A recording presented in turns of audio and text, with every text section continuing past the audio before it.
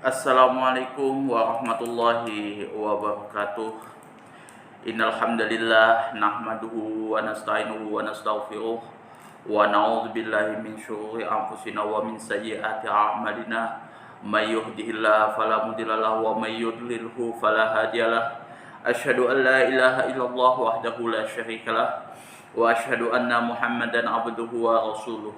Allahumma sholli ala Sayyidina Muhammad wa ala ali Sayyidina Muhammad kama shallaita ala Sayyidina Ibrahim wa ala ali Sayyidina Ibrahim wa barik ala Sayyidina Muhammad wa ala ali Sayyidina Muhammad kama barakta ala Sayyidina Ibrahim wa ala ali Sayyidina Ibrahim fil alamin innaka Hamidum Majid. Rabbi shrah li sadri wa yassir li amri wahlul 'uqdatam min lisani yafqahu qawli amma ba'du. Hadirin hadirat jamaah kaum muslimin wal muslimat yang dirahmati oleh Allah Subhanahu wa taala. Kali ini kita akan membahas tentang kitab Al-Azkar Babus Shalah ya. Pembahasan ini memang kemarin sempat tertunda karena ada beberapa kondisi ya, karena ada kesibukan. Makanya yang banyak dibahas kemarin itu kitab Bulughul Maram dan kitab Fathul Qorib. Nah, ini saya akan lanjutkan lagi pembahasan tentang Babus Shalah, zikir-zikir yang terdapat di dalam Kitabus Shalah, di dalam kitab Al-Azkar. Kitabus Sholati yaitu kitab sholat, kitab yang membahas tentang zikir-zikir setelah zikir-zikir di waktu sholat. Yang pertama, bab ma yaqulu idza dakhala fi sholati. Bab yang membahas tentang sesuatu yang mesti diucapkan, ma yaqulu, sesuatu yang mesti diucapkan, idza dakhala, apabila memulai fi sholati, pada saat sholat. I'lam, ketahuilah, anna hadzal baba wasi'un jiddan. Ketahuilah bahwasanya bab ini wasi'un jiddan, luas sekali pembahasannya. Waja'at fihi ahadisu sahihatun katsiratun. Waja'at fihi, dan terdapat di dalam kitab di dalam kitab ini hadis-hadis sahihatun, yang sahih, katsiratun, yang banyak. Jadi banyak hadis-hadis sahih yang terdapat di dalam kitab ini, di dalam bab ini, min anwa'i adidatin, yang beraneka ragam. Wa fihi, dan di dalam bab ini, furu'un katsiratun fi kutubil fiqhi, terdapat berbagai macam cabang, terdapat banyak cabang di sini, fi kutubil fiqhi, di dalam kitab-kitab fikih. Nunabbihuhuna, dan kami menekankan di sini, minha, di dalam kitab sholat ini, ala usuliha, sebatas pokok-pokoknya saja, wa maqasidiha, dan tujuannya, duna daqaiqiha, tanpa mengulas pembahasan-pembahasan yang detail, wa nawariduha, dan yang langka, ya kan, yang belum pernah ada di sini. Jadi penekanan musannif, penekanan Imam Nawawi di dalam kitab Al-Azkar di sini pada bab sholat ini hanya usul-usulnya saja, ya, hanya dan tujuan-tujuan sholat itu, ya kan.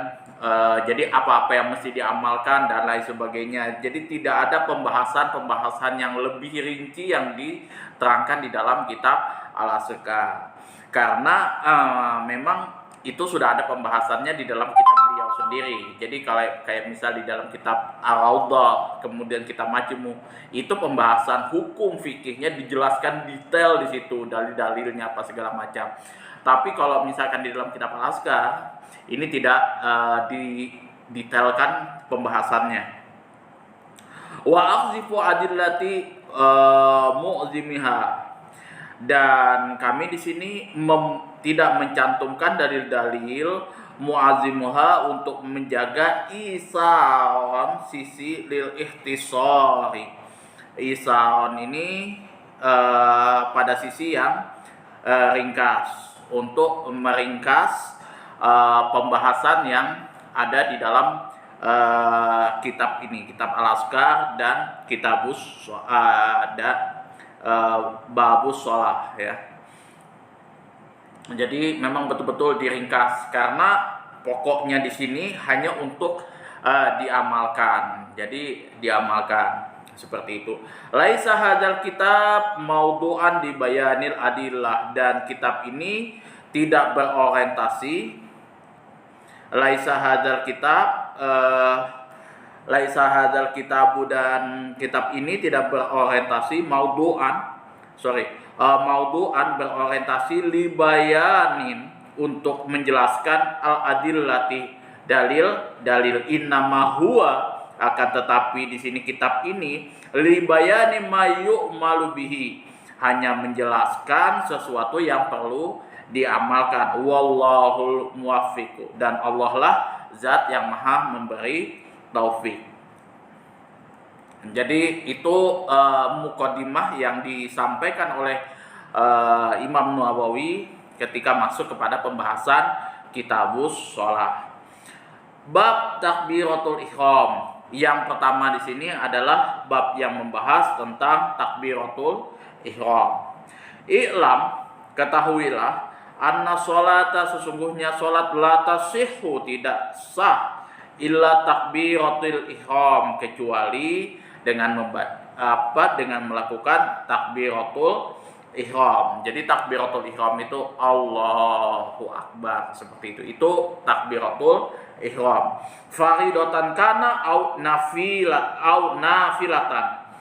Faridatan kana, baik itu sholat fardu au nafilatan, atau sholat sunnah. Wa takbiratu, dan mengucapkan dan melakukan takbiratul ihram inda Syafi'i, menurut Imam Syafi'i, wal aksarina, dan mayoritas ulama, juz'un minas sholati, merupakan bagian dari sholat. Wa ruknun min arkaniha, dan rukun, salah satu rukun dari rukun-rukun sholat. Wa inda Abi Hanifah, dan menurut Imam Abu Hanifah di sini hiya syartun, ia hanya merupakan syarat. Laisa min nafsi sholat, bukan termasuk pada esensi dari sholat.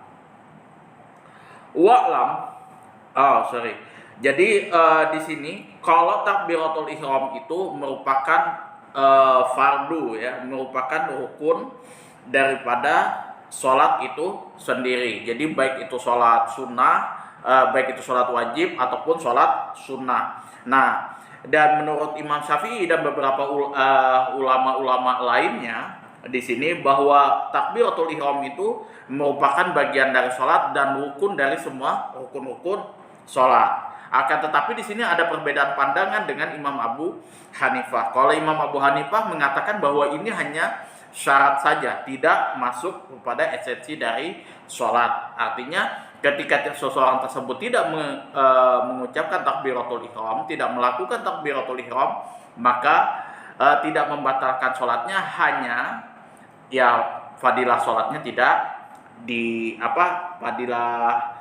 keutamaan sholatnya jadi berkurang. Itu perbedaan pandangan Imam Syafi'i dengan beberapa ulama yang lain dan Imam Abu Hanifah di dalam takbiratul ihram.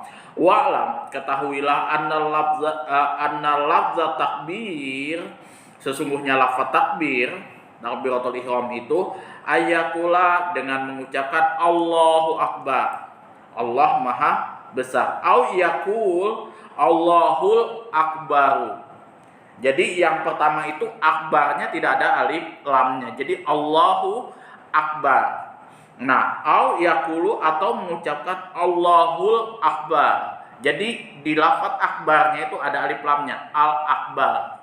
Itu Allahul Akbar.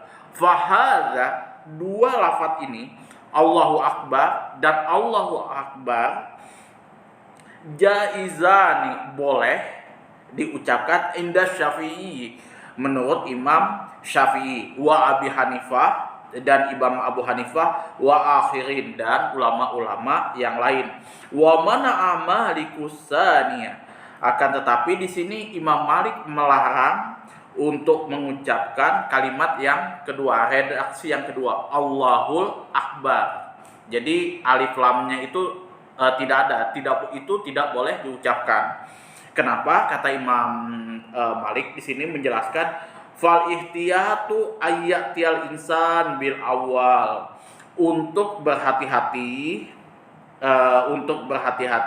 hendaklah seorang manusia itu terutama yang muslim ya untuk membaca redaksi yang pertama. Jadi Allahu Akbar, bukan Allahul Akbar. Ini menurut pendapat Imam Malik. Jadi Imam Malik tidak sepakat dengan redaksi yang kedua, Allahul Akbar. Jadi untuk menjaga, untuk hati-hatilah seperti itu. Liyahruju minal khilafi, agar terhindar dari perselisihan. Itu pandangan ulama Imam Malik. Wala yajuzu takbir bi ghairil hadzainil lafzaini, dan tidak boleh melakukan takbiratul ihram bi ghairi hadzaini selain daripada al-lafzaini, dua lafaz ini. Jadi misalkan Allahus Somad, kemudian Allahul Azim, seperti itu tidak boleh. Jadi lafaz takbiratul ihram itu hanya boleh diucapkan dengan dua lafaz itu saja, Allahu Akbar sama Allahul Akbar. Cuma dua lafaz itu saja. Kalau menurut Imam Malik hanya satu, Allahu Akbar. Kalau Imam Syafi'i dan beberapa ulama yang lain boleh Allahu Akbar boleh, Allahul Akbar juga boleh. Itu perbedaan pandangannya. Akan tetapi di luar dari dua lafaz ini, dua redaksi ini tidak boleh diucapkan. Falau qala, seandainya membaca Allahul Azim. Nah, contoh Allah yang Maha Agung ay Allahul Mutawalli, Allah yang Maha Tinggi ay Allahul A'zam, Allah yang Maha Agung ay A'azzu, yang Maha Mulia, Al-Ajallu, wa ma asbaha hadza, atau lafaz-lafaz yang serupa dengan ini, la tasihha, maka la tasihha sholatuhu, maka sholatnya tidak sah, inda Syafi'i, menurut Imam Syafi'i, wal aksarin, dan ulama-ulama dan mayoritas ulama yang lainnya. Wa qala Abu Hanifah, dan Abu Hanifah di sini mengatakan, berpendapat tasihu, sholatnya tetap sah. Jadi kalau misalkan Allahul Azim, Allahul Muta'ali, Allahul A'zam, menurut Imam Abu Hanifah tetap sah sholatnya. Tapi kalau menurut imam-imam yang lain seperti halnya Imam Syafi'i dan mayoritas ulama yang lain mengatakan tidak sah. Jadi sholatnya itu tetap takbiratul ihramnya itu tetap harus menggunakan dua redaksi itu, Allahu Akbar sama Allahul Akbar. Tidak boleh ada kalimat-kalimat yang lain yang masuk di dalam kitab yang masuk pada saat kita melakukan takbiratul ihram. Nah, falau qala akbar Allah, kalau misalkan kita mengucapkan akbar Allah, jadi kalimatnya dibalik di sini ya. Akbar yang pertama, Allah yang terakhir. Akbar Allah di sini. Lam tasihha ala sahih indana. Tidak sah sholatnya ala sahih menurut pendapat yang sahih indana, menurut pandangan mazhab kami, kata Imam Nawawi di sini. Artinya menurut pandangan mazhab Syafi'i. Wa qala ba'du ashabuna, dan sebagian teman-teman kami di sini berpandangan tasihu, sah sholatnya. kama law qala fil akhiris shalah, sebagaimana kalau misalkan seseorang tersebut mengucapkan di dalam mengucapkan bacaan pada akhir sholatnya seperti alaikumus salam. Fa innahu tasihu ala sahih, dan yang demikian ini, maka sesungguhnya yang demikian ini sah menurut pendapat ulama yang menurut ulama yang sahih. Jadi waalaikumsalam itu sah sholatnya. Begitu juga akhbar Allah itu juga sah. Jadi kenapa ada ulama yang membolehkan kalimat itu dibalik, akhbar Allah itu sah, karena juga dikiaskan dengan bacaan setelah pada waktu kita salam, waalaikumsalam atau alaikumussalam. Nah, jadi seperti itu. Kalau waalaikumsalam atau alaikumussalam itu sah, maka akhbar Allah itu juga sah. Nah, itu perbedaan pandangan antara mazhabnya Imam Syafi'i dan beberapa temannya Imam Nawawi di sini. Jadi kalau ulama-ulama terdahulu itu perbedaan pandangan itu bagi mereka itu ya perbedaan pandangan. Walaupun mereka tidak sepakat, tetapi tetap dicatat di dalam kitab mereka. Jadi kayak misalkan di dalam kitab Al-Mughni, ya itu kitab mazhab Hambali. Jadi dijelaskan di situ dari dalil mereka mazhab Hambali, tapi mereka juga mengutip juga pandangan dari Imam Syafi'i. Begitu juga kitab kitabnya Ibnu Taimiyah. Kitabnya Ibnu Taimiyah itu Majmu' al-Fatawa. Itu pandangan ulama Imam Syafi'i, pandangan ulama Imam Abu Hanifah, pandangan ulama Imam Hambali dan lain sebagainya, itu dibahas semua di situ. Itulah bukti adilnya para ulama di zaman dulu. Biarpun mereka berbeda pandangan, biarpun mereka berbeda dalil di situ, pokoknya macam berantem lah kayak gitu.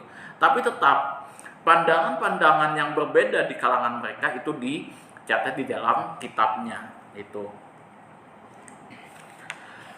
Wa'lam, dan ketahuilah annahu sesungguhnya la tasihhu takbir, tidak sah takbiratul ihram, membaca takbiratul ihram wala ghairuhu minal azkari, dan zikir yang lainnya hatta yatalaffadhu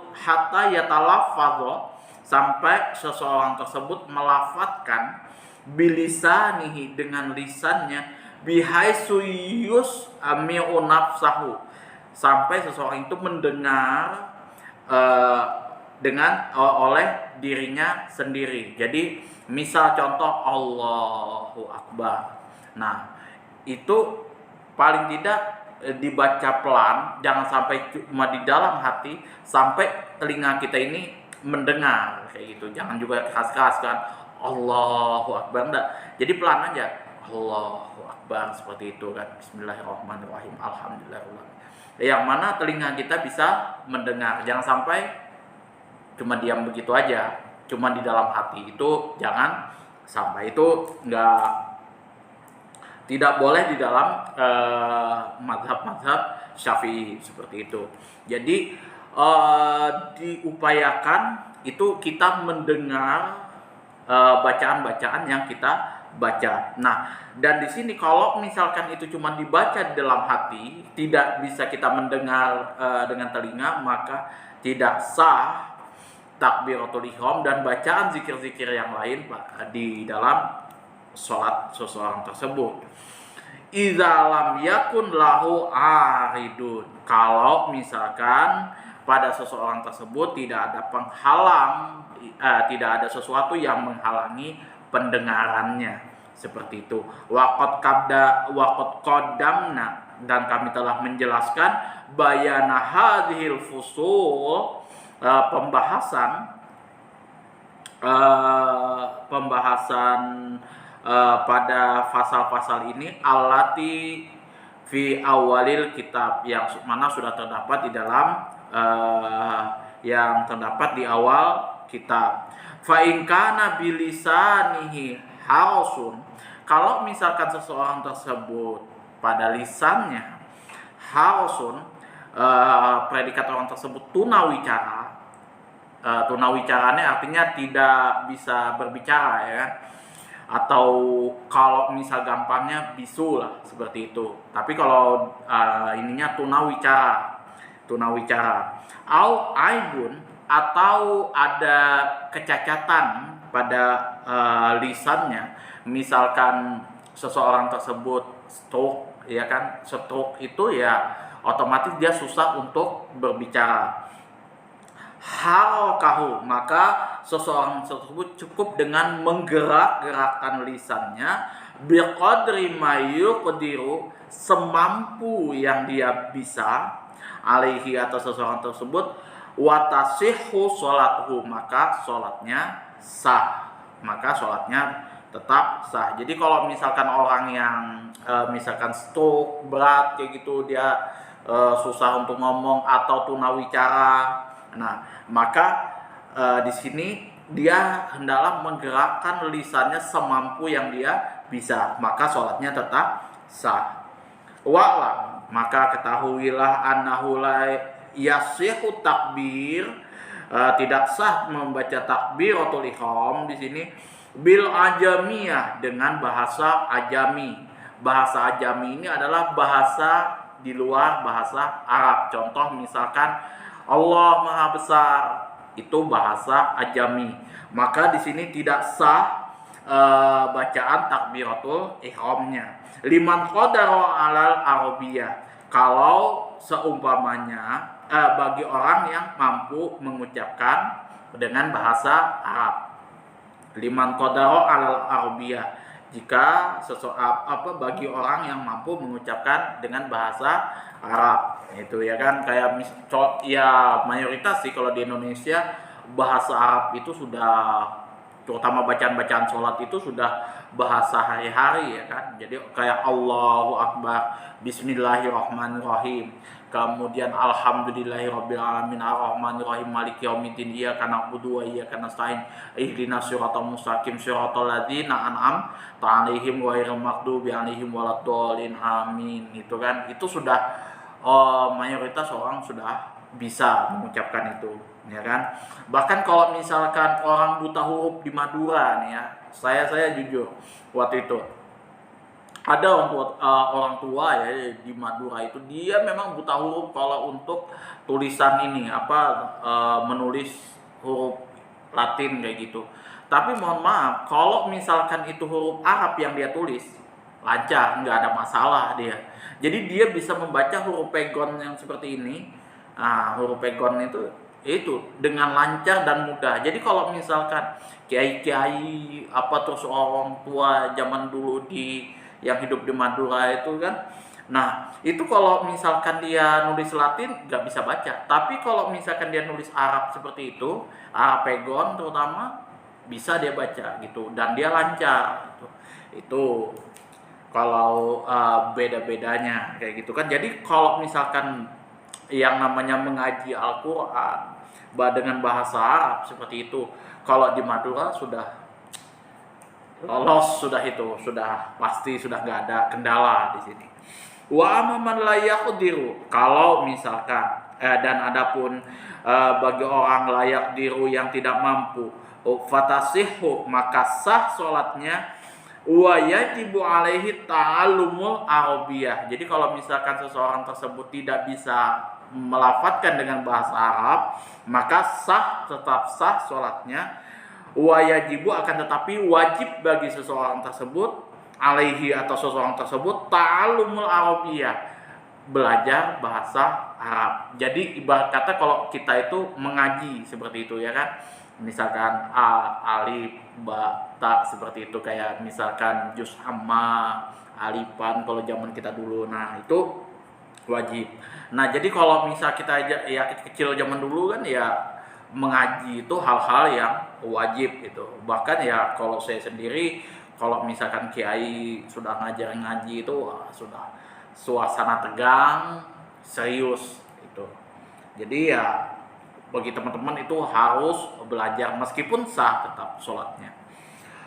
Fa in qassara fi ta'allumi, kalau misalkan seseorang tersebut tidak mau belajar, lam tasihha sholatuhu, maka sholatnya tidak sah. Wa yajibu i'adatuhu, dan wajib mengulangi masolla fil muddati, mengulangi semua sholatnya selama sepanjang alati qassara fiha anit ta'allum, selama seseorang tersebut malas atau tidak mau belajar mengaji, belajar bahasa Arab. Jadi belajar bahasa Arab itu adalah penting ya, penting.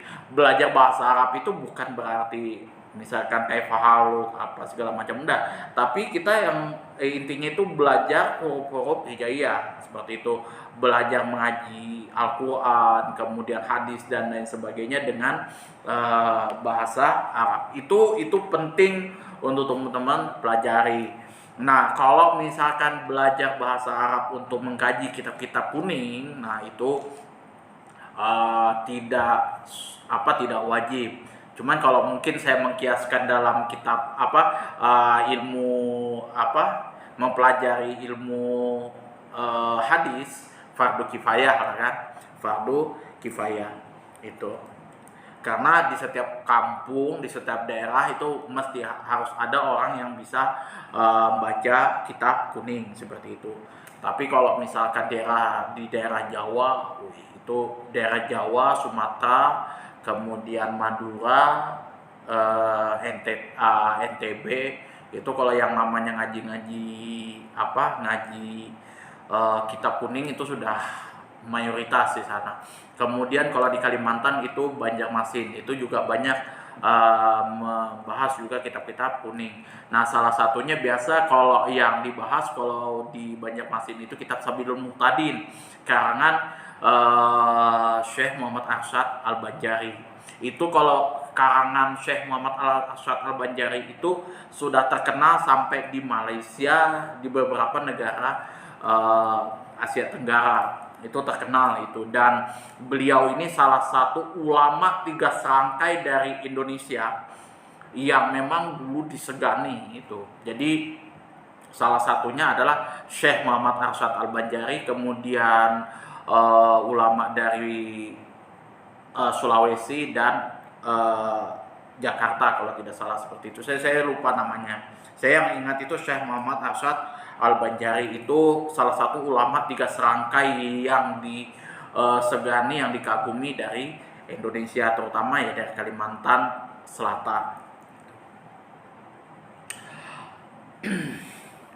Wa'lam, ketahuilah, annal madhabas sahih al-mukhtar, sesungguhnya madhab yang sahih al-mukhtar yang terpilih, anna takbiratul ihrami, sesungguhnya mengucapkan takbiratul ihram, la tamuddu, tidak boleh dipanjangkan, wala tatamattu, ya sama juga tidak boleh dipanjangkan, bal yaquluha muddarajan musyan. Jadi akan tetapi di sini dibaca langsung dan cepat. Jadi Allahu Akbar seperti itu. Wakilah, dan ada juga yang berpendapat tamuddu, boleh dibaca panjang. Fasawabu, dan menurut pendapat yang benar di sini adalah al-awwalu, yaitu pendapat yang pertama. Jadi cuman boleh dibaca langsung dan cepat. Jadi Allahu Akbar seperti itu. Wa fa'ammal baqi takbirati, sementara takbir-takbir yang lainnya, fal mazhabu sahih al-mukhtar, menurut mazhab yang sahih yang terpilih ya, yang dibahas di dalam kitab Al-Azkar ini, falau madda, kalau misalkan dibaca panjang, istihbabu maddiha ila ayyasila ila ruknil ladzi ba'daha. Istihbabu, disunnahkan, memanjangkan takbiratul ihram yang lainnya itu, takbir yang lainnya di luar takbiratul ihram yang pertama. Ila ayyasila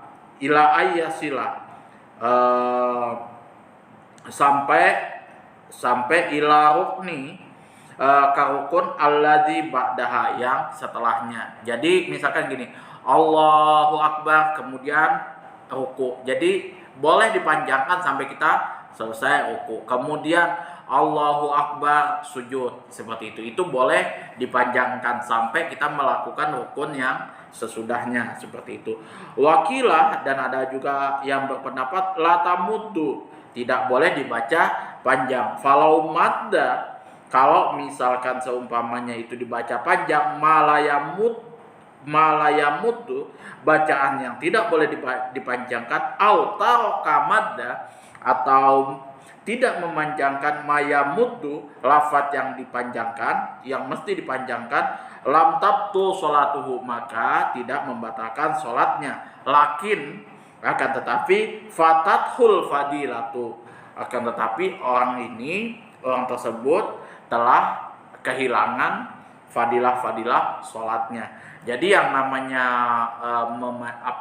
membaca bacaan-bacaan yang ada di dalam sholat itu mesti harus dengan tajwidnya, matnya dan lain sebagainya. Itu Bismillahirrahmanirrahim, Alhamdulillahirabbil alamin, Ar-Rahmanirrahim. Jadi mana yang panjang, mana yang harus dipanjangkan itu dipanjangkan, mana yang dibaca pendek itu juga dibaca pendek. Mana yang namanya idgham bi gunnah, mana yang idgham bila gunnah, ikhfa dan lain sebagainya sesuai dengan tajwidnya. Itu penting di dalam sholat. Nah, kalau misalkan itu tidak bisa, maka sholatnya tetap sah. Akan tetapi fadilah keutamaan dari sholatnya itu juga berkurang. Itu. Wa alam, ketahuilah anna mahalal mati, sesungguhnya tempat memanjangkan mat pada tempat memanjangkan huruf pada kalimat takbiratul ihram, ya, huwa ba'da lam minallah. Jadi sesudah lam dari lafaz Allah. Jadi Allahu Akbar. Jadi gini, Allahu Akbar. Nah, itu yang dipanjangkan, Allah saja yang dipanjangkan. Walayamudda fi ghairihi, dan tidak boleh membaca panjang pada bacaan yang lainnya. Akbar seperti itu tidak boleh dipanjangkan. Jadi akbar itu posisinya bacaannya pendek, tidak boleh dipanjangkan. Nah, wallahu a'lam bishawab. Hanya Allah lah yang mengetahui mana yang mengetahui semua jawabannya. Itu semoga ini ya bisa menjadi wawasan kita kembali, ya. Apapun yang kita lakukan, mudah-mudahan ini bisa diterima oleh Allah Subhanahu wa taala. Jadi kalau misalkan teman-teman mengamalkan segala sesuatu yang menjadi ini, ya, yang menjadi amalan teman-teman, upayakan yang pertama kali adalah hadis-hadis yang sahih. Nah, kitab-kitab yang memang sudah terpilih itu, ya, yang sudah terpilih, yang sudah diakui oleh beberapa ulama. Itu contoh seperti halnya kitab Al-Azkar. Ini penting untuk teman-teman amalkan hari-hari.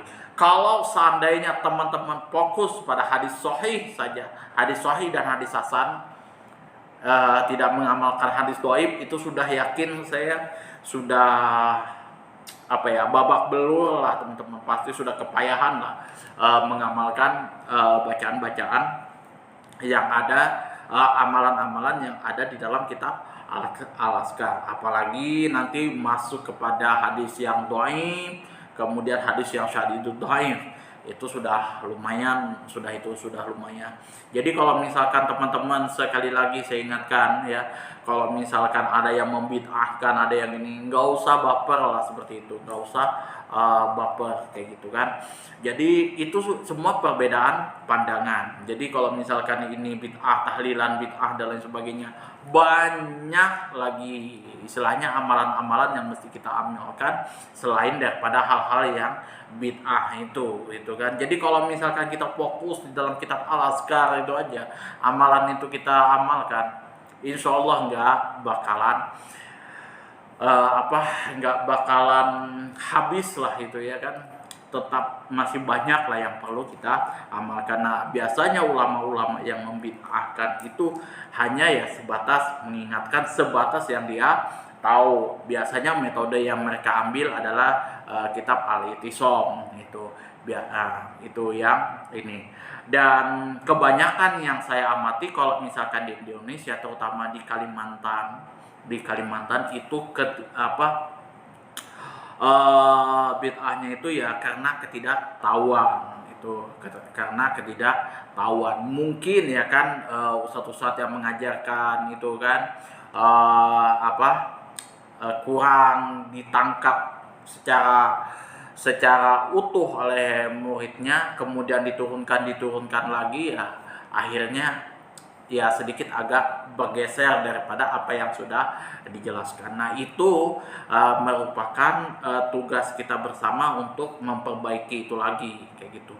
Jadi mana-mana yang melenceng, yang tidak sesuai dengan pakemnya, tidak sesuai dengan Al-Quran dan hadis, ya ayolah kita sama-sama perbaiki. Seperti itu aja yang bisa saya sampaikan. Dan kalau toh pun itu berbeda pandangan, ya silakan teman-teman bisa tanyakan ini menurut pandangan siapa, kemudian kitabnya mana dan lain sebagainya, apakah sudah sesuai dengan disiplin ilmunya apa tidak. Nah biasanya kalau misalnya masalah amalan-amalan itu ya saya patokannya hanya di dalam kitab Al-Azkar. Itu fokusnya saya, bukan